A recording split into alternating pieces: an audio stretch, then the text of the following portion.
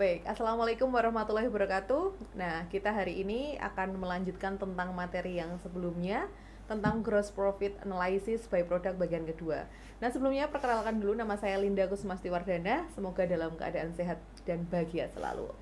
Baik, kita akan melanjutkan cara pemisahan antara biaya bersama untuk ketiga produk bersama atau joint product, yaitu dengan metode yang kedua, yaitu metode rata-rata biaya persatuan. Mari kita bahas.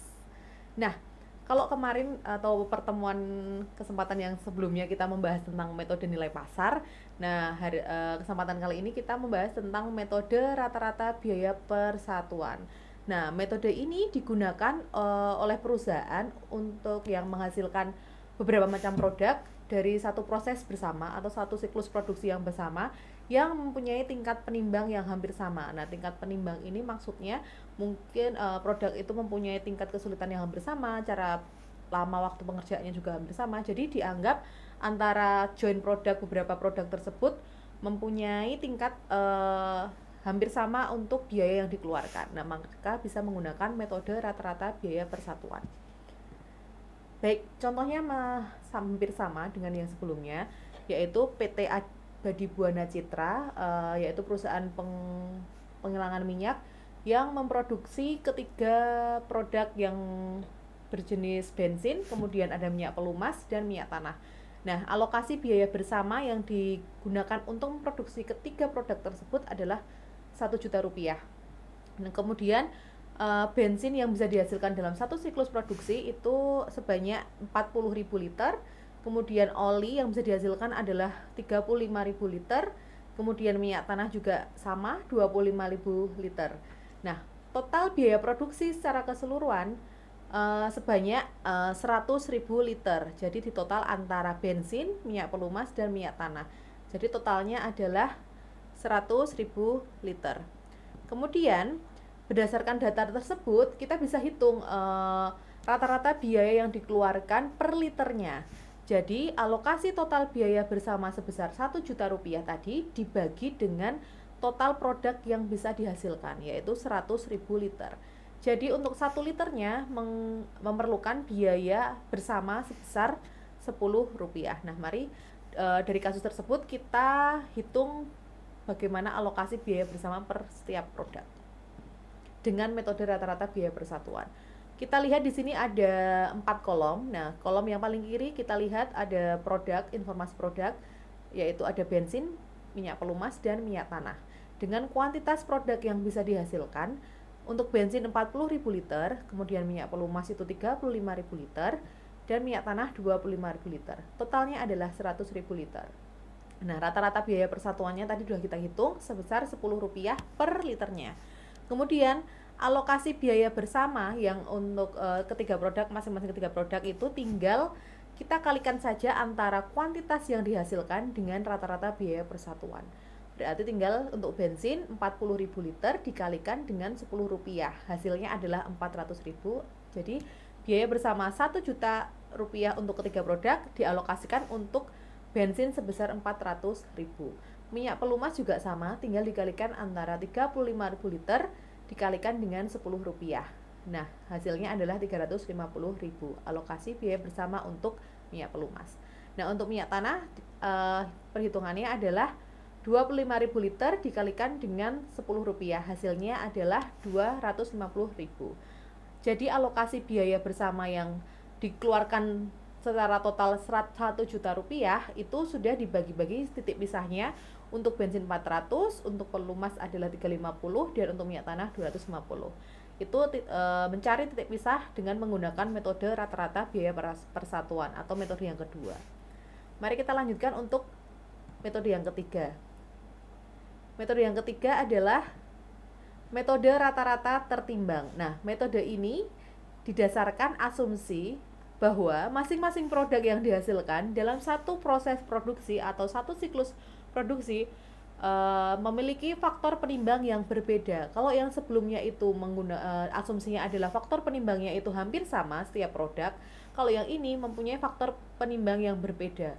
Antara lain disebabkan misalnya adanya tingkat kesulitan pembuatan produk itu masing-masing berbeda, kemudian waktu yang dikonsumsi untuk memproduksi juga berbeda, kemudian mungkin produk-produk ada yang memerlukan keahlian khusus tenaga kerjanya, kemudian kualitas produknya antara satu dengan yang lainnya itu juga berbeda, atau faktor relevan yang lainnya. Mari kita lihat contoh kasusnya. Masih dengan contoh kasus yang sama, pengurusan penghilangan minyak dengan alokasi biaya bersama yang dikeluarkan adalah 1 juta rupiah. Bensin ada 3 produk berupa bensin, minyak pelumas, dan minyak tanah. Untuk bensin bisa menghasilkan 40.000, untuk minyak pelumas 35.000 liter, dan untuk minyak tanah 25.000 liter. Perusahaan sudah menentukan standar untuk angka penimbangnya. Nah, dalam hal ini bensin mempunyai angka penimbang 3, kemudian untuk minyak pelumas 2, dan minyak tanah 1. Semakin tinggi angka penimbangnya, itu mengindikasikan bahwa produk tersebut mempunyai tingkat kesulitan atau tingkat penimbang yang tinggi, sehingga memerlukan alokasi biaya bersama yang tinggi juga. Nah, kita lihat bagaimana pemecahan kasus ini.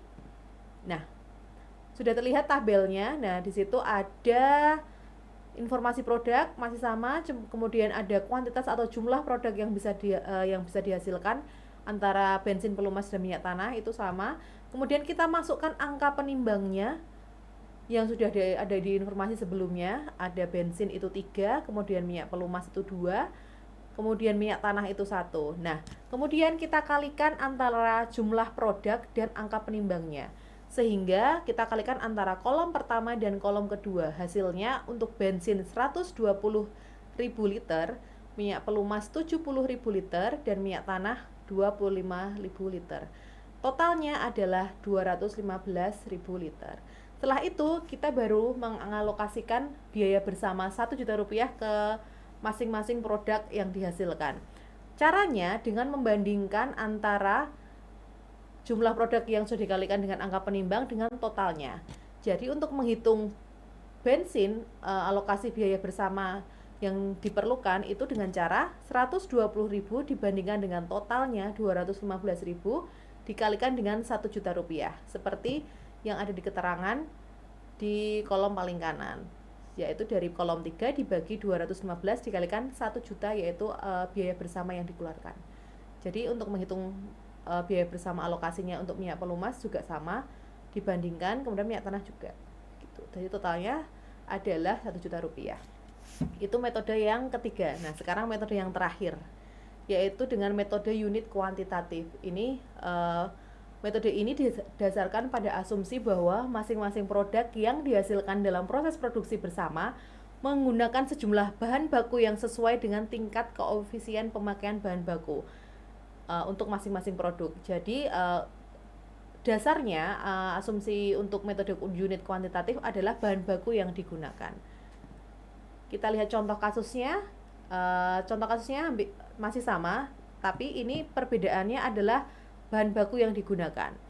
Alokasi biaya bersama yang diperlukan adalah 1 juta. Kemudian dalam proses produksinya, perusahaan menggunakan bahan minyak mentah sebanyak 100.000 liter.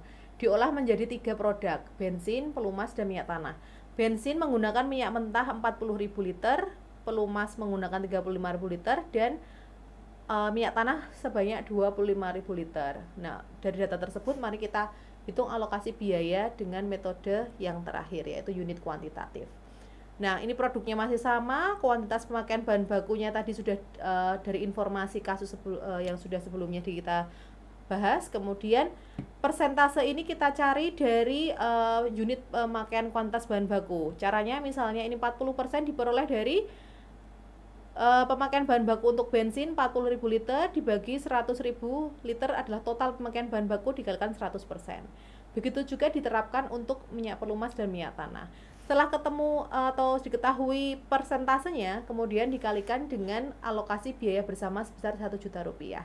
Nah, ini alokasi biaya bersama untuk bensin tinggal 40% dikalikan 1 juta rupiah. Hasilnya 400.000. Itu sama diterapkan untuk minyak pelumas dan minyak tanah, sehingga total alokasi biaya bersama 1 juta rupiah sudah dialokasikan untuk ketiga produk yang sudah tertera di situ. Baik, itu untuk keempat metode yang sudah kita bahas untuk mencari titik pisah bagaimana mengalokasikan biaya bersama untuk joint product dengan gross profit analysis by product. Ya, terima kasih. Ya, sekian materi untuk gross profit analysis by product. Terima kasih. Sampai jumpa pada pembahasan di selanjutnya. Terima kasih. Wassalamualaikum warahmatullahi wabarakatuh.